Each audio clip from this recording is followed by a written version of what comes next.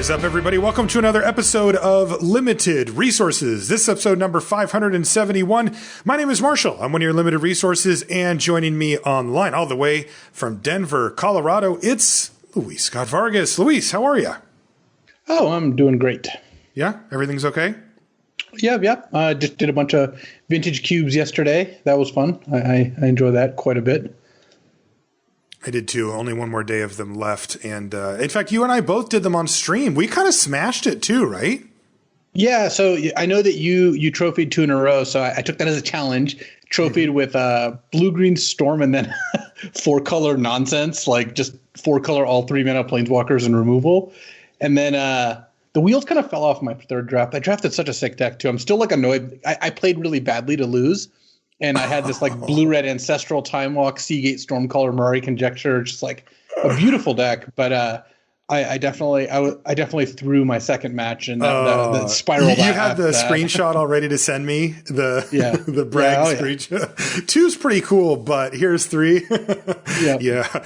All right. Well, we'll have to do a show on Vintage Cube again sometime. Maybe the next time it comes out, just because it's something that we're both so passionate about for it, but it is on its way out. So no time for that. In fact, this time we're talking BCSM. That's right. Best case scenario mentality. We're going to revisit it not only from a card evaluation perspective, but we're even going to take it a step further today on the show. Before we do, got to talk about our sponsor, channelfireball.com. That's the place to go for all things Magic related. There's a whole lot going on over at CFB all the time. You know, if you want to get CFB Pro, you get a bunch of cool benefits from it. It's not just about getting the premium content, the deck guides and the breakdowns and stuff from some of the best players. In addition to the free content you get on the front page of the site with articles and videos, but you get all that extra. You also get more than that. You get entries into the showdowns on the weekend when those are going, and a bunch of other really cool little benefits that kind of become clear to you after you get in to CFB Pro. If you want to sign up for it, you can head over. There's a couple of different options for signing up, but it's basically $5 a month or $10 a month, and you'll get $10 in store credit from CFB. Very reasonable price for that. And if you do happen to sign up for that or buy anything, you can use the affiliate code LR over at Channel Fireball. That lets them know that we sent you over, and it helps out the show. We do appreciate it. Also, the show is brought to you by you via the Patreon. That's patreon.com/limited resources. We want to say thank you to each and every one of our patrons who help support the show and make it possible. It means the world to us, and we really do appreciate it. All the information, if you're interested in signing up, you get a free thank you card in the mail. You get access to the streams that we're doing right now, which is where we record the show live, and you can ask us questions and make fun of us when we screw up and everything in the chat. You get access to the questions, the question of the week, when we have guest questions, all of that kind of stuff just for being a patron. And there's even more as you go up the tiers as well. Patreon.com/limited resources. I mentioned Patreon question of the week. This one comes from Anders, who says, what magic world would Luis most want to D&D in? Given the options, there's a lot of good ones. I think I would not want to D&D in Amonkhet because I believe that world is pretty small. Like everyone's in. Like I think that if you've seen that card, Protection of the Heckma, it had like this. The cities have this barrier, and in the deserts, there's just all these like zombies. So that seems like a pretty small enclosed world. I prefer much bigger ones.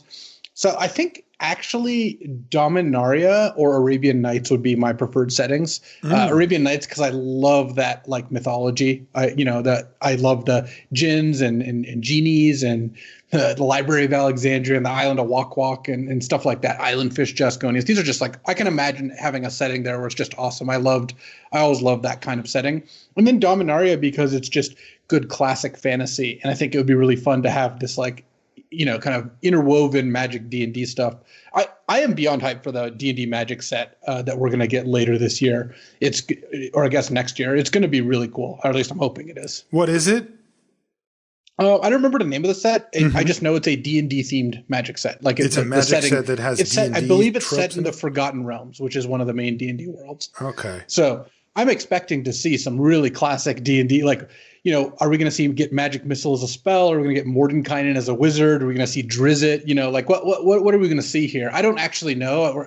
I would expect to hit some notes of like a Lich or a Beholder.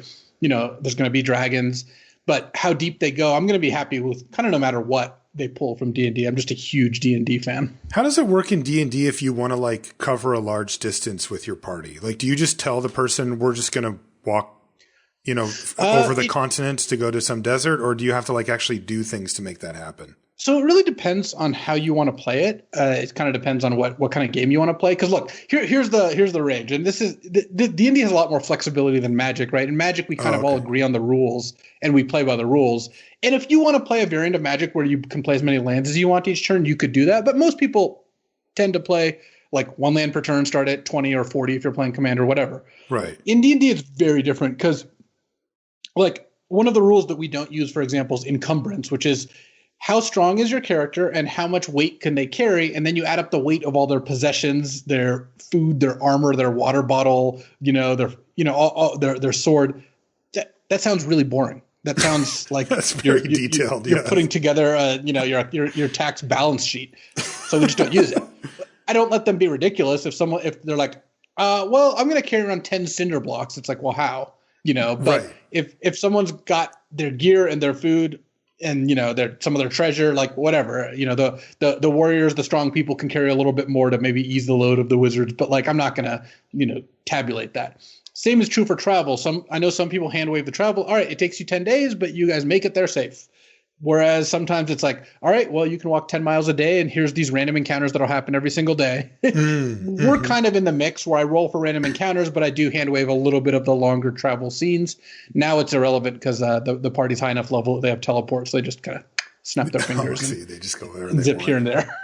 Interesting. That's really cool. Well, something to look forward to there with that tie-in with Magic. Now, we're going to skip the Crack-A-Pack this week, mainly because we want to make sure that we get enough time in on our main topic here, because Louis is on a little bit of a schedule. So this is a level up show. We love doing these shows, and this is kind of the time to do them right after the set's been out for quite a while. We've covered it in depth. We might touch on Zendikar Rising a little bit more if anything changes, but this is a time where we have a little bit of wiggle room to do like some guests, and we like to mix in some level up shows here as well. So what we're going to do is we're going to talk about best case scenario mentality. Now, the opening part is going to be a refresher for anybody that hasn't heard or maybe needs to rehear, which I've definitely seen my fair share of. Best case scenario mentality as it applies to card evaluation, which is kind of its primary function for us on the show. But there actually is a lot more that this is applicable to, and we're going to dive deep into that too. So first, we're going to kick things off with BCSM. And this is a very useful tool for evaluating cards. And at its core, it's a fault. It's, a lot of what we do on the show is identifying human faults, right? Our brains sometimes trick us, or they're predisposed to pay more attention to certain things than other things. And that often isn't the best thing to do when you're in a game theory setting, or even an actual game setting like Magic, or, a lot of this stuff came from poker, from me and Ryan and all that. And this is one of the ones that if you're unaware of, you need to be aware of, and you need to really apply some sort of framework to this rather than just do it. I'm going to give you some examples of what it is. Before we get to the examples, I want to say that as people who evaluate cards and talk about different cards, I do a lot of that. I believe the cards where we get the most pushback, the most times we disagree with people who like comment or, tweet at us or whatever, are cards that fall into this category. Yes. Because this is the most common category of cards that are and we're going to go through the different reasons and the different types, but cards that fall into these different buckets are the cards that most often trick people. They're the cards that most often lead people to pick or play cards they shouldn't at the rate they're playing them, or how high they're picking them. And they're cards that people most often are prone to kind of fall into because, well, what exactly you just said. They see the best case scenario. They don't look at the downsides. That's right. And it even works its way into the very subtleties of card evaluation as well. And it's something that you'll hear Luis and I apply a lot, particularly during the set reviews. So the bottom line of it is that it's a fault in your brain that urges you to pay much more attention to how well the card does under the best possible conditions for that card, while also neglecting the times when it's not the best possible conditions for that card. So let's just get into some examples. One of the cleanest examples are very expensive or difficult to cast spells. Okay. Think like Ulamog or something, right? Something that costs 9 or 10 mana, something along those lines. Or something with a very, very difficult mana cost. Like recently we have the new Omnath that costs 4 mana, right? One of each color. And with a set like Zendikar Rising is the example, that doesn't have tons of mana fixing in it, that can be very difficult. And it's a reasonable expectation to think that you may not get a chance to get all your mana, even the times when you do draw your really difficult to cast spell.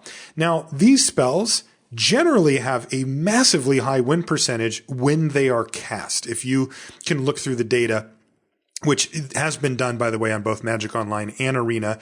And Luis and I have been looking at a really great article from 17 Lands that actually went up on CFB. I mentioned, and I'll put a link in the show notes for it. Yeah, article's awesome. Yeah, and I think Luis and I have been kind of going back and forth about this article, figuring out how we can make a show out of it, basically. So we're going to be looking into that to see what we can do. But yeah, at any rate, you can look at the data from terms of what's the win percentage when this card was cast versus when it was drawn, and we'll go into that on the other show. But if you just look at it from the best case scenario, which is you got to cast the spell that you put in your deck, the expensive or very difficult to cast, you'll see a really high win percentage on these type of cards, right? The times when you get to cast an Ulamog or an Omnath, you're going to win a pretty high percentage of those games because the cards are so powerful. This makes sense. This is the best case scenario. This also may lead you to believe that these are the best cards in the set, because when you cast them, it's like the game's easy from that point. There really wasn't much your opponent can do, and you win the game quite handily. Now, here's the hidden dark side of this that your brain ignores and that is very difficult to get around. There are many games where you do not get to cast these spells, yet they are in your hand. And it's really interesting because put yourself in that seat, okay?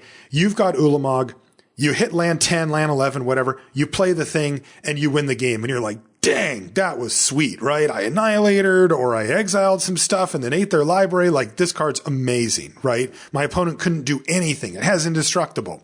That part's easy to imagine. But what about the game where you get really close? You're let's say you're playing 10 mana Ulamog and you get up to 9 mana. And your opponent's beating you down a little bit at a time, and you're like, oh, and you draw your card and it's not a land, and then they attack you and they go, okay, I drew a combat spell, and they kill you. And you go, oh man, so close, and you shuffle up your deck. You really should take a moment and look at your hand. Many, many times, if you would have been able to substitute out that 10 mana spell for a mediocre 5 or 6 mana spell, you would have won the game quite easily. You at least wouldn't be dead here. And you may have just won the game easily. I mean, mediocre 6 mana spells these days do a lot. They do, right? They all have trample and 6 power and maybe even enter the battlefield with something, right? And, you know, it's really important to remember that any spell that you do not have the ability to cast over the course of the game is a huge liability. It really is a big liability. It is likely why you didn't win the game, or at least it could be the reason why you actually lost the game as well. And this is the thing that people get caught up in, is you'll hear somebody down at the local shop or on the social media or whatever, Ulamog's the best card in the set. This card's amazing. It's unbelievable. I win every time I cast it, right? And it's like, yeah, of course you do. The problem is you often don't get to cast it. Well, now, these cards are especially tricky because when we talk about best case scenario mentality for some of these other cards, you're gonna think like, well, yeah, of course I know that, you know, Wrap in Flames isn't always gonna have a heroic creature on my side plus 2 blockers so I can attack them for lethal, or I know I'm not gonna always have 3 artifacts in play to make this card great. Mm-hmm. But when you look at something like Ugin or Ulamog, you don't think this is the best case scenario for them. You think like, all right, well, this is the normal scenario, which is you casting this card. You don't really think so much that the best case scenario is just actually casting the card. But for a 10 mana card, the best case scenario is that you get to cast it. That is really the only case. There's no other case really. That's so right. They're especially deceptive in that sense. They really are, because you sort of take for granted that, of course, I want to and will at some point be able to cast it. Now, things get interesting. We're not going to go down this road for this particular episode, but the way to balance it out using this example, right, is you need to, because it doesn't mean that you don't play these cards, right? One of the things that Luis and I always harp on is granularity in conversation, right? Granularity and understanding how these things work. A lot of people walk away from our shows if we're critical of a card and say, Marshall and Luis don't like it, or you shouldn't play this card, or the LR guys say that this card sucks, right? And like we're talking about Ulamog, there are decks that I would 100% put Ulamog in my deck. There are. It's just that I'm recognizing the downside and the upside of the card, and recognizing that during the draft too, when there might be a better pick for me, where I'm trying to be realistic here, you know, and recognize that there's a vast majority of games I won't get to play my 10 drop. The other thing that you can do, depending on what type of card it is that you're worried about this best case scenario mentality, is you can educate yourself. For example, I can tell you how often you'll hit 10 lands in a 17 land deck and about what turn that will happen. Right? You can go on the hypergeometric calculator and get to this information, and you start to really learn some things. Like your ability to play your first land in a game is almost 100% because you would never keep a hand that didn't have it. And that actually extends up until about your third land, right? If you've got 2 lands or more in your opening hand, you're over 80% to hit that third land on the draw, for example. But when you start getting up past the 5 and 6 mana slot, the gap in turns that it takes to hit the next land drop starts to get bigger and bigger and bigger.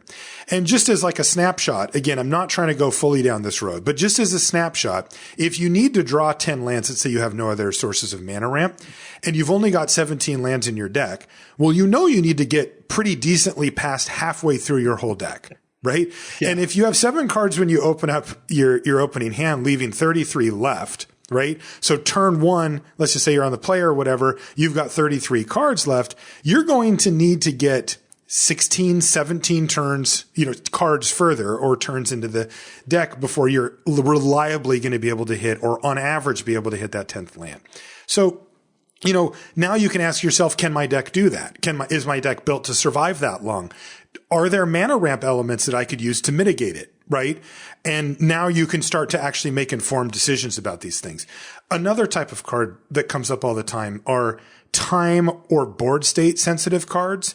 Cards that we call them falter effects. I mean, Luis, when was the last time they actually printed falter? Like, we use that as a shortcut, but I've never even. It's literally Urza Saga. It's I've never even played a set with falter. Creature without flying can't block this turn. Right. And you've seen. Just become it's just like Threaten. It's Threaten, which they also don't print anymore. It's now Active Treason. Yeah. But, and by the way, Threaten or Active Treason effects fit here too. And the falter effects, like Luis said, are cards that temporarily make it so that your opponent's creatures can't block. Right. And, there's also tap down effects that do this, like not the ones that keep them tapped down, but just say like tap down some amount of creatures. Like that's it. That's what the card does. These type of effects, when cast in the right, board state, can win the game. I mean, if you cast them, it usually means you're about to win the game. And these would fall into that same category of when cast, the win percentage is really high. And you might look at it and go, wow, this card's really good. I was not going to be able to win this game, and I drew it and I cast it, and it just stole this game that I really was like, I had gotten off to an early lead, but my opponent had fully stabilized. If you flip the script too, your opponent is like, I've got all my bases covered. I got the flying blocker. I've got enough life. I'm at 10. And then your opponent goes falter, and they're like, oh crap, attack with everything, and the game's over. And your brain might go, oh my God, that card's amazing. Right? Because it did this one really powerful thing. And you know what? It did. You're not taking anything away. That effect is really powerful. It's just very narrow, right? It only comes up in scenarios where you have enough power on the board to be able to get through all the way and kill your opponent. It only comes up in scenarios where you had a pretty good start and were able to build out a board that could do that. It also only comes up in scenarios where you're ahead or at parity. It sucks when you're behind. It basically does nothing when your opponent is winning a damage race where blocking isn't really a thing. And that happens a good percentage of the time in Limited, where if you're playing an aggressive deck and your opponent doesn't have good blocks, they're forced to race you. And in that case, your falter effects get a lot worse. Active treason effects, ones that steal your opponent's creature for a turn, are very similar. It's a telltale sign of a new player when they steal your creature, hit you with it, and go, okay, here it is, go. Right? They're just like, that's what the card did, right? I got you for 4. What more could I possibly want? When you play against an experienced player with Active Treason, they use it as effectively removing a blocker for the turn while adding an attacker to enable an alpha strike or a near alpha strike that forces some bad blocks or whatever. That's where that card really shines. Once again, when you're behind, it doesn't do that much, and it'll often sit in your hand. Going back to the expensive cards thing, you lose the game. What you should do is look at your hand and say, Ulamog is why I lost this particular game. Now, I might win games with it too, but I lost this game because I had an uncastable spell in my hand. If you lose a game with Active Treason or Falter in your hand, you should do the same thing. You should recognize that while there may be enough upside for you to justify running the card, this is not one of the best cards in the set simply because it has such a high upside when it wins when cast. So there's other examples too, highly conditional cards, right? Cards that require other cards on the battlefield or critical mass of certain cards on the battlefield that can be difficult to assemble, right? There's tribal cards that fit this bill. There's artifact cards that fit this bill. There's build around cards, right? That when they go off in the right deck do really great things, but are very difficult to actually set up. You know, a really good example from Zendikar Rising are all the payoffs that say when you have a full party, right? If you don't have a bunch of Stonework Pack Beasts, we've kind of shown that having a full party is a rarity outside of like the red-black deck or whatever. It just doesn't happen with any real consistency. So if you start first picking the cards that say when you have a full party, get this awesome bonus, you have to recognize that you're really picking that card for face value, and that if you happen to get the full party, that's fine. But you can't view it under the lens of, well, I'll get it and then I'll get a full party and then I'll win because look at all this sweet stuff the card does. We've proven over the course of the format that doesn't happen often enough to actually make it happen. So these are some of the broad strokes generalizations on it, and they show you that you should take these cards down a notch when you take into account other scenarios where the card doesn't perform at its absolute optimum. So, and to be clear here, we're not saying it's not worth playing cards that are narrow or take some work or expensive, because those things are definitely not true. Sometimes these cards are among the best cards in the set. It'll depend on where they fall. Like Ugin, for example, is an expensive card and one of the best cards in the set. But also, we're not recommending you put a Ugin into your 16-land green-white aggro deck. We're saying, hey, if you want to play Ugin, try to think about how you can make that best-case scenario of just getting to cast it before you die a reality. And the reality is, if you put Cultivate and Llanowar Visionary and Divination in your deck, as well as ways to block their creatures, you're way more likely to cast Ugin than you would be otherwise. Right. Similarly, Falter effects can be good in the really aggressive decks that need to push damage through and don't have that many removal options. But there's a reason they're worse than removal, because getting to kill their blocker on turn 3 can net you 6 extra damage and also be good when you're on the defensive, whereas the Falter effects are only good when you're attacking, pretty much. Yeah. So it's just keeping in mind these things don't happen automatically. The best cases are appealing to think about, and you look at a card and you're like, yeah, this could just do this. It would be awesome. And that could be very well worth including the card in your deck and trying to get to that scenario. But you have to know that scenario is not going to magically appear. You have to create that opportunity for yourself. That's right. And also just understand the downside risks that you're taking. Now, two of the tools that you can use here, two of the ways that this actually get used, just as an example. One of them is quadrant theory. Right. This is a really good way to peel back the layers of your brain being kind of like in honeymoon stage with a card that you think is really great and that you've recognized, has a real place. And to really go, okay, well, let's put it on the quadrants and see how it holds up there. Is this card really good when I'm developing my game plan? No. Well, that's okay. I'm playing a control deck. I'm not really focused on that as much. All right, great. How is it when I'm ahead? Oh, it's amazing. Well, most cards are, right? How is it when I'm behind? This is the big one, of course. It's amazing. Okay, this is starting to speak to me as a card I need to pay some attention to, right? And then how is it when I'm at parity? And, maybe you have an answer for that.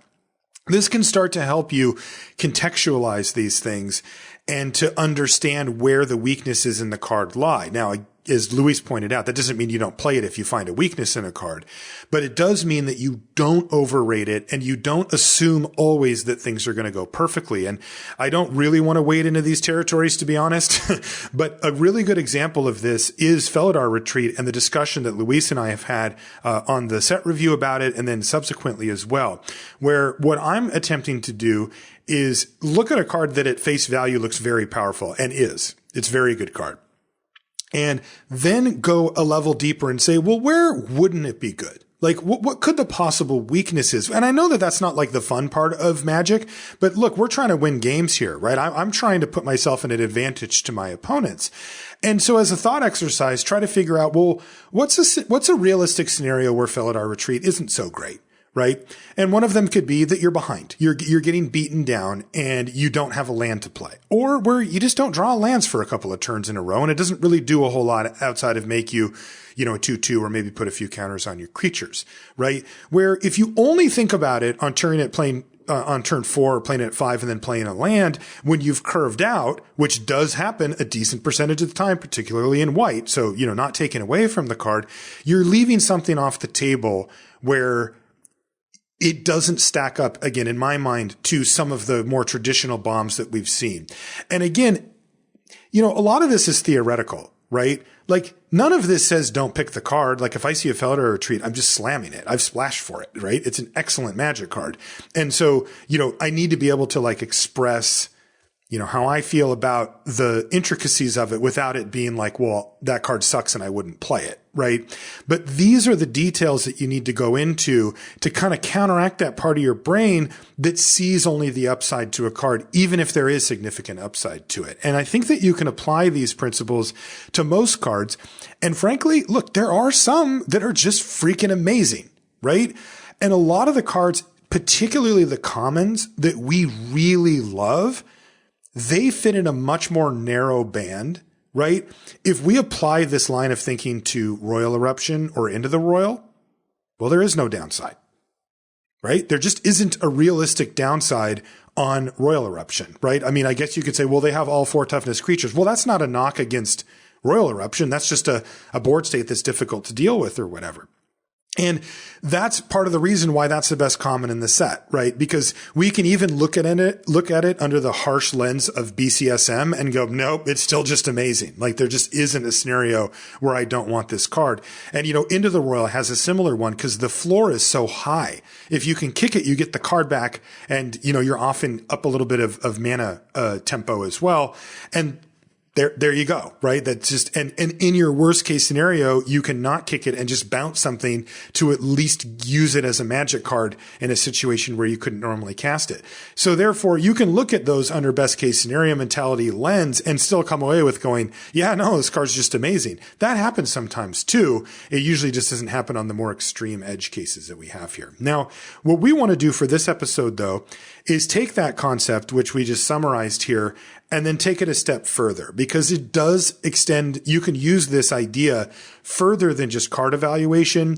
You can use it for deck construction or even during the draft when you're building it or when you're taking cards, right? Because you're often sort of turning this knob on how all in your strategy is, because generally speaking, the more committed a deck is to a given game plan, the higher ceiling that deck has, but that can also ignore the floor. In other words, how average game plays out. A quick example of this would be like an aggressive deck.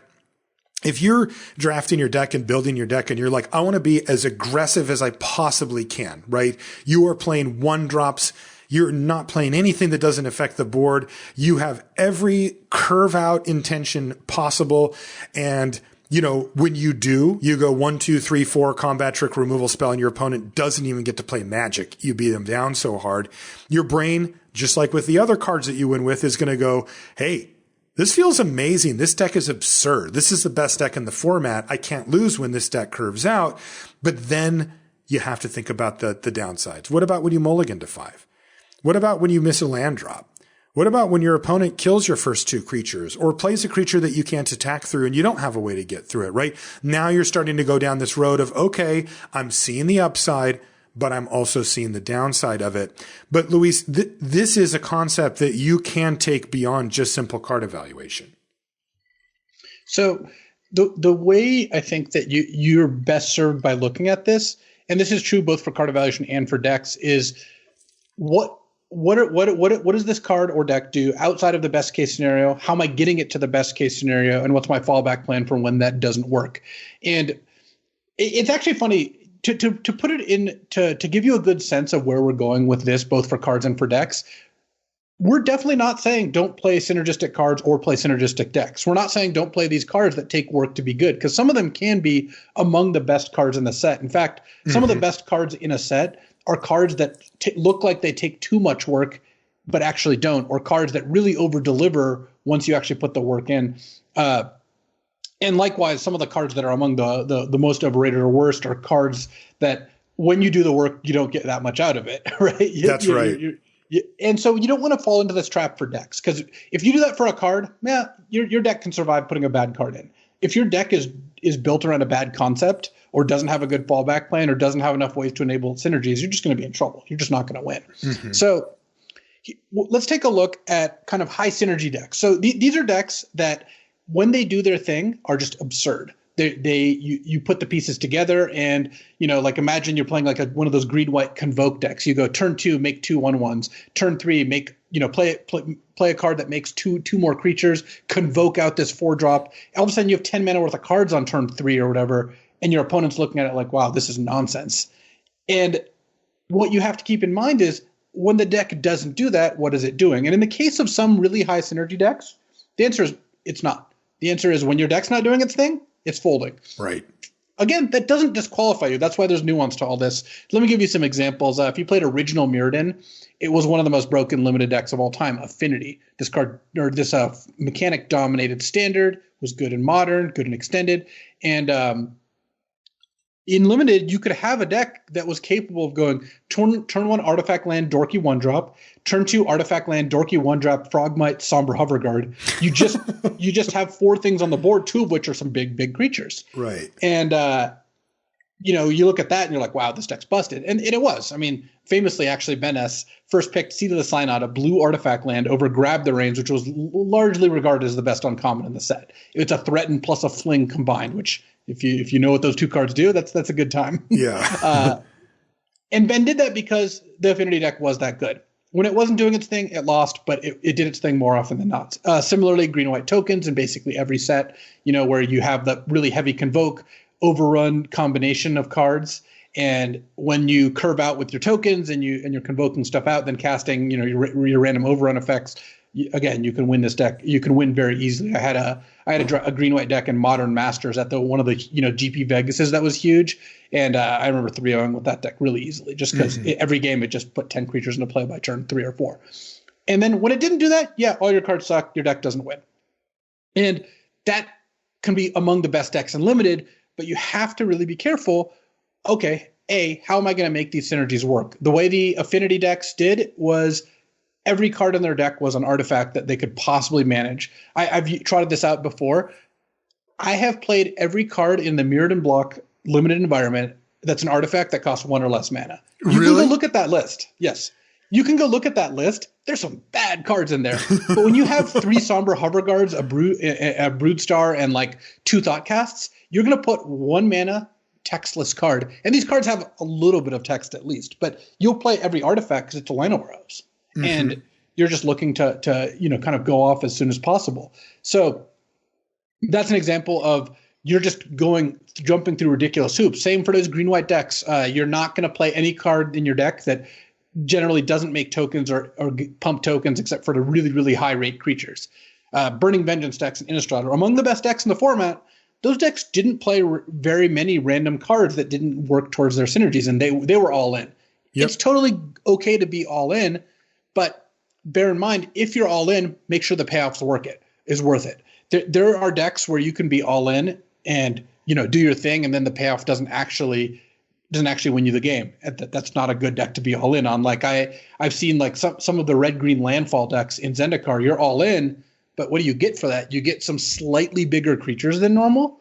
Well, when it doesn't work, the deck's really bad. You're drawing Hellhound on turn 4 and going like, what am I doing with my life? Right, exactly. And even for decks that have good synergies, what you want to keep in mind is it's good to have backup plans, and it's good to not assume everything's going to go perfectly. So there's a couple ways to kind of hedge against this. One is, how are you assembling your synergies? Do you have card selection? Do you have card draw? Do you have ways to find additional cards, or do you have a lot of redundancy? If your deck is really dependent on having an equipment in play, it's probably better to have 4 or 5 equipment in your deck rather than 1 or 2. And this is part of the downside to the red-white equipment deck in Zendikar, is it feels like there's more cards that pay you off for having equipment than there are equipment.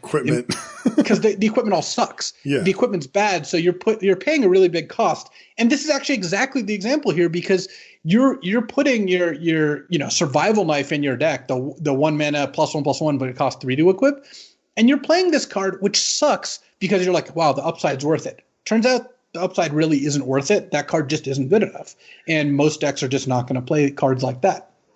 So you want to make sure that you have enough support, and that ideally the support cards don't completely suck on their own, though if the synergies are good enough, sometimes that's fine. Dream Twist is not a very good card, but in the Burning Vengeance decks and Innistrad, it was perfectly serviceable. Yeah.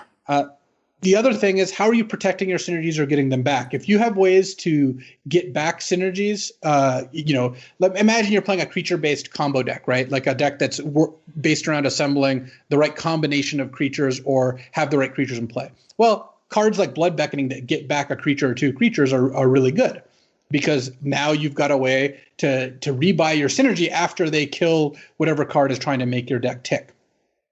Another way is counter spells or ways to stop your opponent from killing your stuff. And that can be really important, because your opponent's, of course, going to try to break up your synergy and make it a lot harder for you to kind of get your plan going. And then past all the cards that make it so the best case scenario happens more often, you're protected when it does happen, all that, there's also cards that don't play into that kind of theme at all. A good example of that is you're playing, blue-green kicker, right? You've got Mana Ramp, you've got kicker spells, you've got Roost of Drakes, but you're still just going to put good cards in your deck that can kind of win the game on their own. Mm-hmm. Random 6-mana 5/5 flyers are kind of welcome everywhere. I guess a good example is the 5-mana 4/4 flyer. It gives you a payoff when you have kicker cards, but that's not really a huge part of the card. Mostly, you're playing this card because it's a 5-mana 4/4 flyer. And guess what? Your rogues deck that didn't mill them to 8 doesn't care. It's a 5-mana 4/4 flyer. It's going to attack them for 4 in the air. Having a couple of cards like that are awesome, especially cards that don't need any help and can just do things on their own. So having good backups like that is really, really important. Yeah. I have an example for that first one that you brought up about, kind of figuring out the place where your deck is supposed to land, like with how all in it is or how all in it's not. And it was one that I actually did on my stream on last Tuesday, where I was drafting the Vintage Cube, and I was drafting a blue-black Reanimator deck.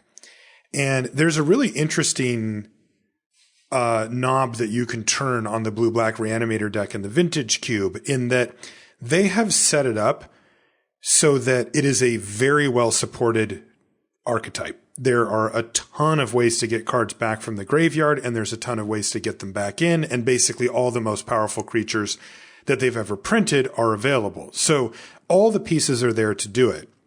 And I had a really interesting discussion with my chat about whether to play some of the more all-in type cards in that particular build. So, for example, if you're going to build Reanimator in a cube deck, right, you need 3 ingredients, right? You need the big creature that's worth bringing back. You need a way to bring it back, and you need a way to get it into your graveyard.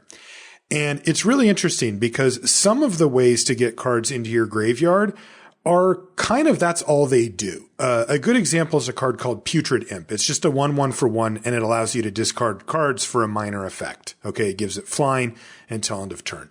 So basically the only reason that you ever put this card into your deck is to discard cards. Because as a Magic card, particularly in the realm of Vintage Cube, it's basically a blank. It doesn't really do anything on its own.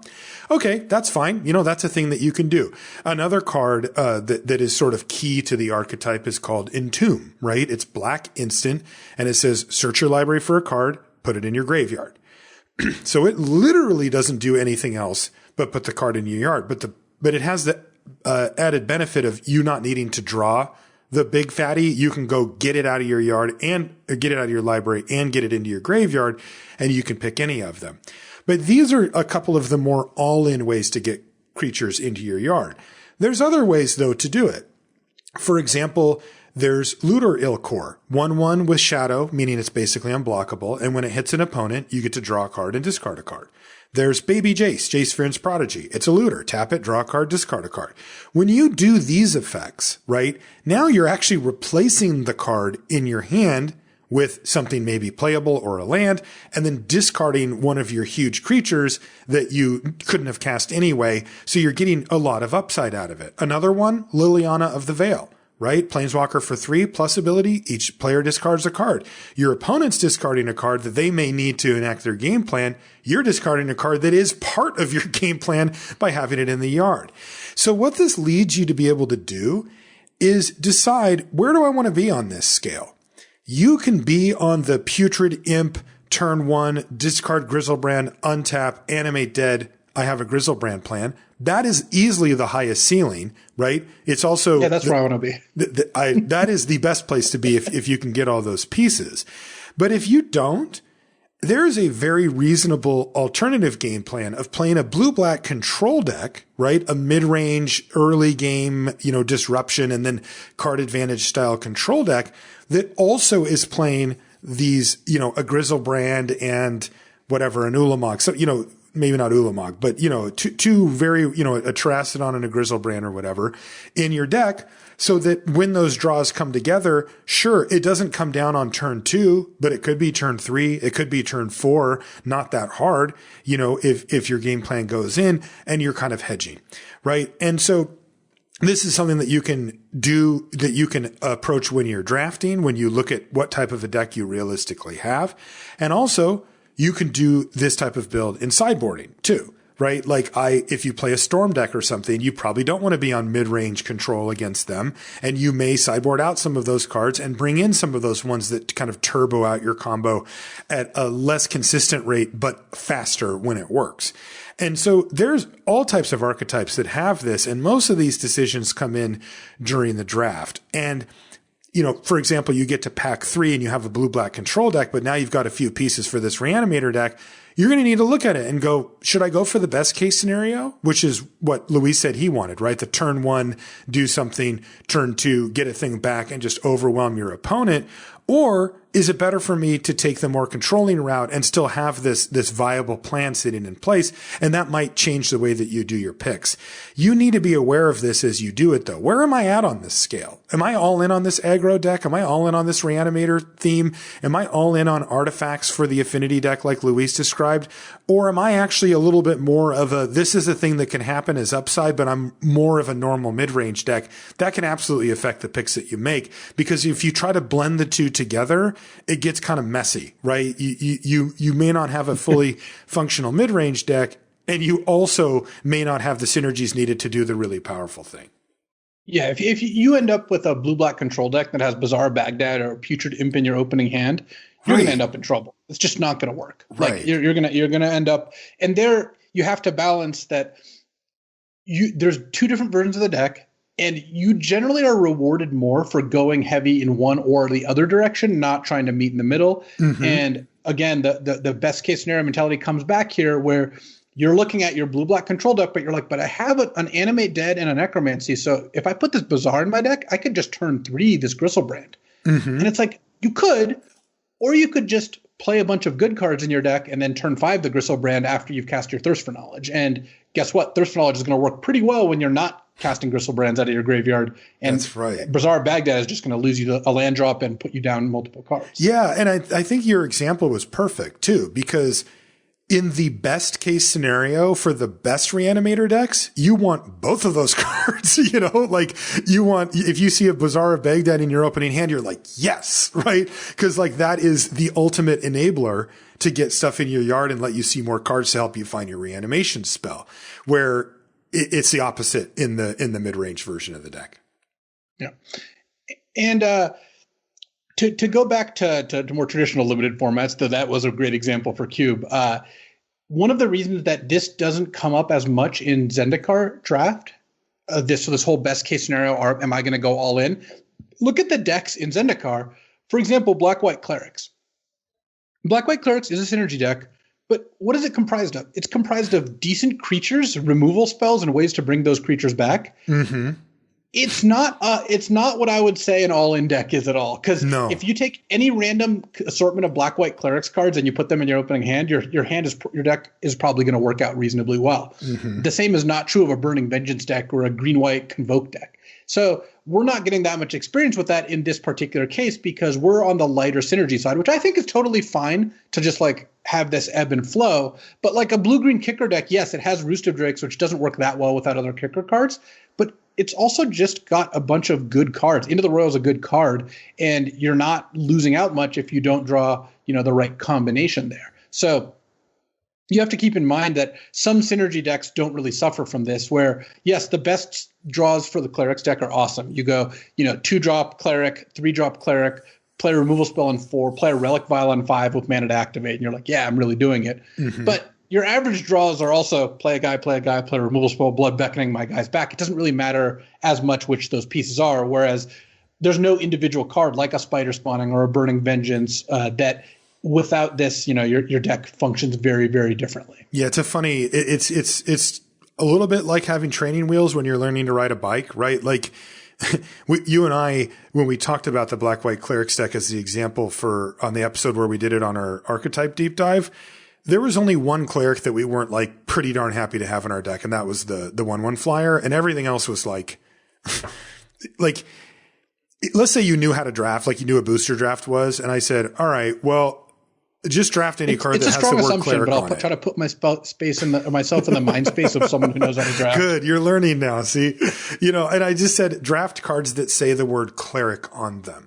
Right? You would do just fine. Like you would look at a Relic Vial and be like, well, it says cleric on it. Take it. You'd take any card that are clerics, right? And you would do just fine for yourself, drafting that way. It's not always the case, right? There really isn't anywhere else to go if you're drafting Black-White Clerics and you understand that the point is to draft clerics, right? Like so you're not just drafting random, Mesa Lynxes or whatever, right.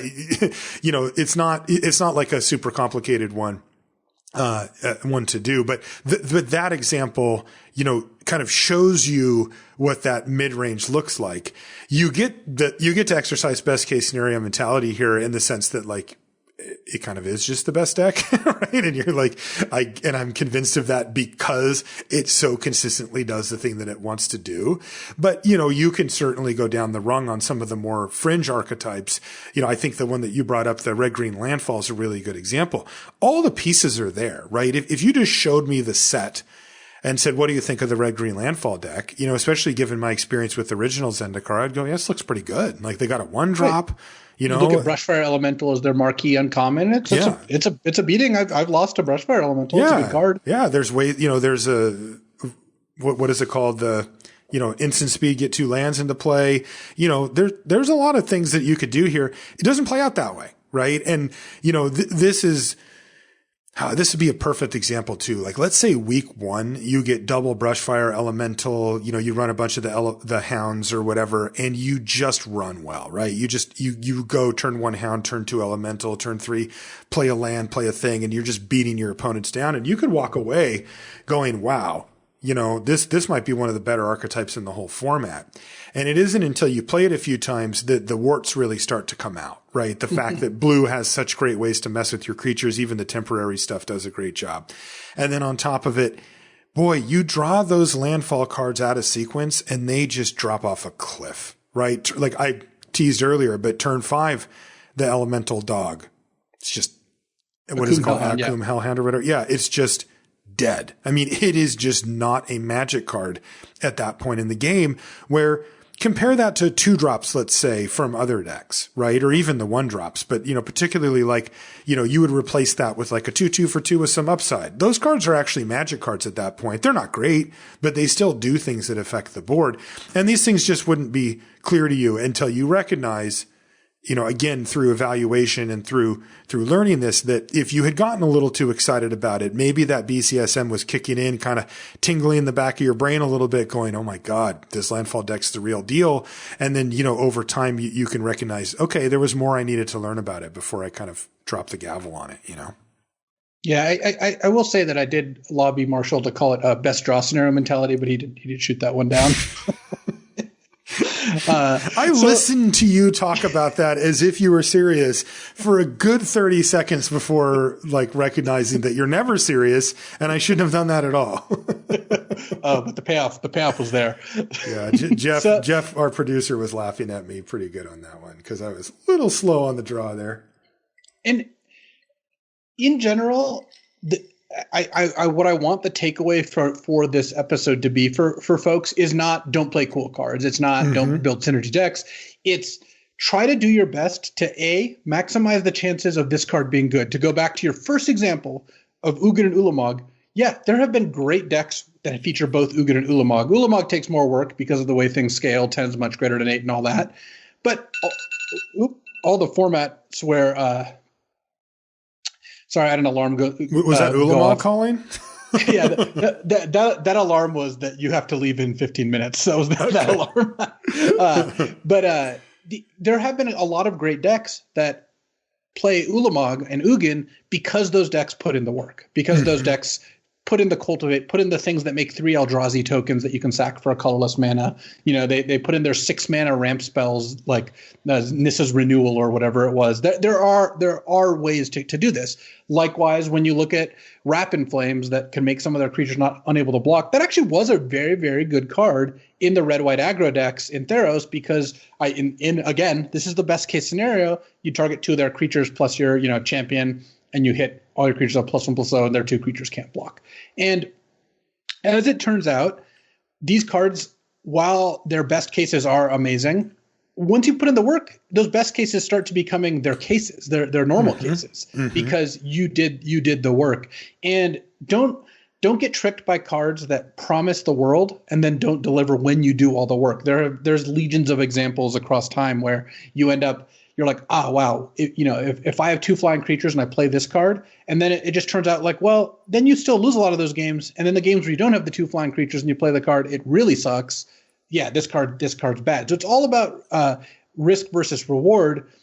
But the reason we harp on this so much is because the mindset of everyone, I mean, this is for a large part why people play these games, is to look at things and say like, but what if it worked? Yes. But what if I did do the thing? Yes. And it's like, yeah, that's great. That's a great thing to like wish for and want to have happen.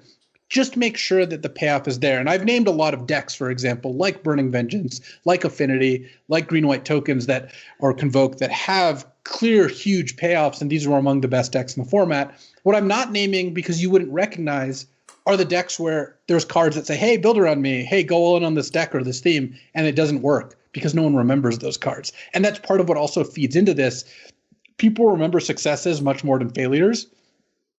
If you had someone who put Falter in their deck or Threaten in their deck and they won 2 games off it and then lost 3 games where it was in their hand unplayable, they would probably come away thinking like, yeah, this card's awesome. It's awesome. I cast Ulamog 1 out of 3 games and it rotted in my hand the other 2, and any 6-drop would have been awesome. But nope, the 1 game I won off it was so epic that this card, this card seems great to me. And that's just how these things kind of end up deceiving you. There's even bad decks or decks that come together less frequently that when they do come together look like they're great, but it's the consistency that's really killing you there. Yeah, and I think the big takeaway here is to form a habit, right? And it's a habit of trying to be holistic when you look at these cards. The idea that I have is I want to try to figure out what the worst case scenario, and I don't mean literal, but I mean a bad case scenario, what the best case scenario is. And I don't mean literally the best possible. I mean, what's a really good scenario for this? And most importantly, what the average case is. What will this card do kind of on average for me, right? And I want to take the extra step of recognizing that a card was really good, really bad, whatever. And then I want to look at it in my mind and say, well, I wonder how often that'll be the case, or what happens if that doesn't happen, or how often do I think that is, roughly speaking? Because our goal here on LR, as you know, is to help you improve at Magic, because winning's fun and it's a fun pursuit to try to improve at something really complex and difficult like Magic. And that's what we're here for. And we want your win percentage to go up. And the type of players whose win percentages go up are the ones who think about it and who have the right structures in place to be able to think about it. And let's say you go to a local game store when that was a thing, right? Or maybe you have a friend that does this, right? There's always the one player who always main deck sideboard cards, right? I just put Plummet in every deck. I don't care. I'm just running it. They always put the Disenchant in their deck, right? And that's like kind of level one thinking, because you know dang well the first time they ever did that, they nabbed a dragon with the dang thing, right? They plummeted their opponent's bomb. Their opponent was probably like, oh my God, it's game one and you just destroyed my best card with your crappy sideboard card. And they felt real clever about it and they never looked back. They set that in stone. And a good player, though, of course, sees that as the absolute best case scenario, but recognizes that there's a very, very real worst case where you never find a target at all. And then a really good player, too, will even take it a step further and go, what about the middle case? And the middle case, if you're main decking Plummet, is I found a target for it. Right? I killed something with it, which makes you feel kind of relieved because you put that in. But would it have been better? If you have a card in your hand that you're relieved when you get to cast it, that's a good sign. You kind of know that card is not the best choice. That's right. That's a good little indicator, right? So if you're able to sort of fully flesh this out, you'll probably come to the conclusion that main decking this isn't actually worth it, but bringing it out of the sideboard when applicable is. So, and then you can kind of put a button on that and make adjustments for different formats as they come up, because Magic is always, always, always changing. And hey, there might be a format where main deck Plummet is legitimately where you want to be, and you need to be on top of that when it happens, right? So keep these things in mind when you're trying to do it. This is all in the pursuit of win percentage. We're always trying to get better, and sometimes that means looking at something that you think is obvious and exploring it anyway. Right. And finding the times and places where the obvious thing isn't true, or where it isn't quite as obvious as it seems, and then trying to apply that to the way that you draft, build, and play out your decks. And you will. I mean, it's all small edges, right? Like, you're going to be gaining little bits of win percentage here and there, and they add up. They really, really do. And BCSM is one of the best ways to shore up some of that win percentage loss that you may have, because your brain is lying to you and telling you things that probably aren't true. The last point I wanted to make was with regards to what you said, Luis. It did make me think about how outsized the impact is when your first experience with the card happens to be really skewed in one direction or the other, versus where you've kind of had a bunch of average experiences and then all of a sudden the card's really good and then it's really bad and you kind of get the full mix. If you just run hot in your first draft with the card and everything comes together, you're so much more likely to overrate it and BCSM the heck out of it than you are if you kind of wait until you've actually seen the card in play multiple times. And again, it's just more evidence that your brain is playing tricks on you. Oh man, you want to know something that we saw all the time? This is back when people were playing Grand Prix, RIP. It was a sealed Grand Prix. Someone goes like 8-1 or 9-0 with like red-black. What do you think they're most likely to draft in draft one on day two? Yeah, it's like 80%. Yeah. Yeah, it's wild, right? Yeah, and they'll only see those cards. These aren't bad players by any stretch. These are just people who your brain is so powerful. We could just do 10 episodes on that alone, where your subconscious is just like, you look at a red or black card that carried you to victory yesterday and you're just like, this was good yesterday. Why wouldn't it be good today? And you're not thinking that through consciously, because if there were, you'd be like, that was sealed deck. This has nothing to do with that. Like, I don't need to throw away everything I know about draft. But you end up in a spot where this thing does trick people, and I've definitely been on the receiving end of that myself. It's really interesting how you kind of play around that sort of thing. Yeah, and last point to consider before we take off: this extends to real life as well. Right. So think about this in terms of experiences you've had, or people that you associate with, or actions that you take. You want to know a great example? Yeah.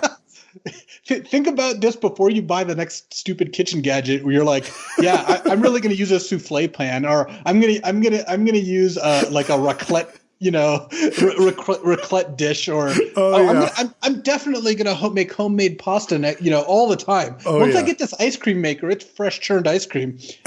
You know what happens, right? You're right. Well aware. It's like that with the exercise machines, a whole bunch of stuff. Oh my God, yeah. Sometimes even significant others. So keep that in mind as well as you work your way through life. That's going to do it for this episode of the show. If you want to find us on social media, I'm Marshall_LR, and Luis is LSV. You can find all things related to the podcast at lrcast.com. Don't forget to check out channelfireball.com, where, you can buy cards. You can also sell them. You can send them back to CFB a couple of different ways. One of them is you can look on the website, see what they're paying for cards, pick the ones you want to sell and send them in. Or you can do U-Box We Buy, where you just send in a whole box of them. They'll go through them and offer you a quote for your collection. You can do it either way. All the information is over at channelfireball.com. That's going to do it for this episode of LR. We'll see you next week. Well, I have bad news. Thanksgiving is canceled. It's my favorite holiday of the year, and due to the current circumstances, we're deciding not to have anyone over. We actually had been doing a small like pod thing with just the folks in Matt Nass's house, just Matt Nass, Sam, and BK, just the three of them.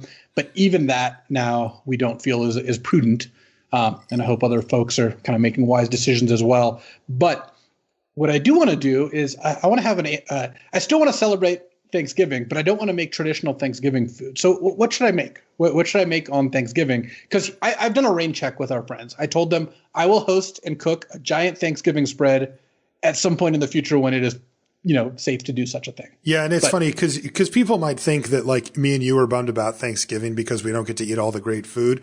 But I know in Luis's case, that isn't the case. He likes to make that food. Like you take that stuff. I always get picture updates every Thanksgiving of the stuff you're working on. I know you're super bummed to not get to make all the food for your loved ones there. Yeah. I mean, you should make fried chicken, by the way, because I love fried chicken. Oh, fried chicken's an interesting one. Yeah. I haven't made much of that. Yeah, because I'm trying to think of ways to screw it up. Yeah, well, ways to make like a nice, memorable meal, but decidedly not Thanksgiving food because Thanksgiving was canceled. We're going to do something else instead. Do you know how to make plantains in any way? Like BDM is always trying to get me to cook with them. You could do those fried ones where they kind of I can't remember what they're called, but they smash them down and then fry them. Yeah, tostones. Yeah, tostones. They're super good, but I've never done them myself. Do you have any plantain? I don't know. I need to find some way to make them that I can do repeatedly. Yeah, I can't say that I'm a plantains expert. So I'm thinking maybe plantains and fried chicken. That's where I'm at. Yeah, those are some solid choices. I'll have to look at that. Maybe some kind of soup as well. So I don't know. I don't know what other folks are doing for Thanksgiving. Like I said, at least in the U.S., it's just not a good idea to meet in groups at this point. I'm not doing it either for what it's worth. I talked to my mom and I said, nothing's happening. Now, the situation has gotten much, much worse. It's not the way it was even 3 weeks or a month ago. So definitely worth considering. Hey, make sure you post pictures of whatever you decide for your not Thanksgiving dinner on Twitter for us. Okay. Yeah, I will definitely do that. And, we'll see what I come up with.